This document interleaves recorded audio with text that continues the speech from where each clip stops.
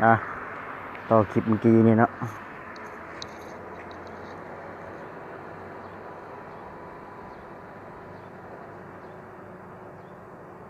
อันนี้กันหน้าฝ่าย2 ห้อง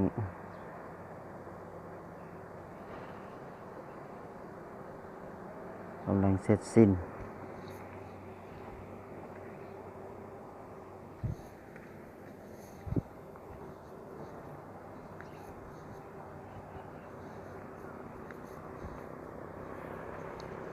นี่ก็ชาวบ้าน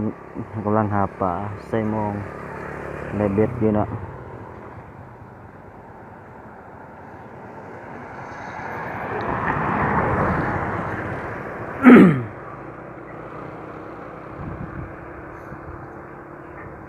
เสร็จสิ้น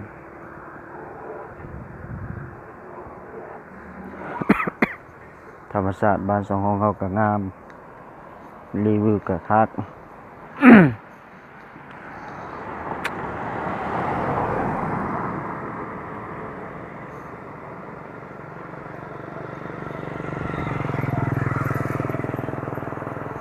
บนกล้วยพร้อม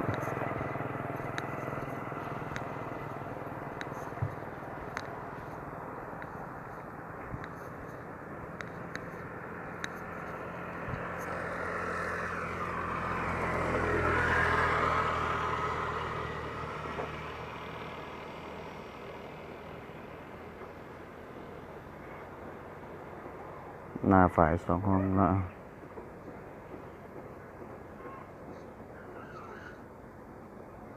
เสร็จสิ้นเป็นอันอย่างสมบูรณ์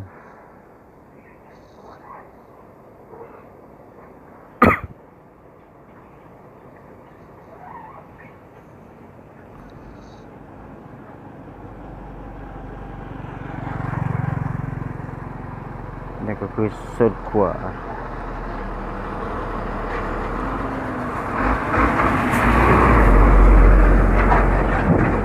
ตลาด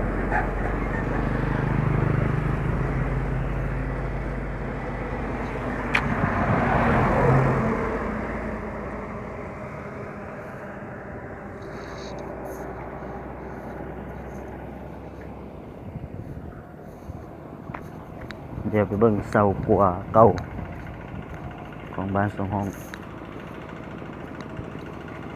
เนาะ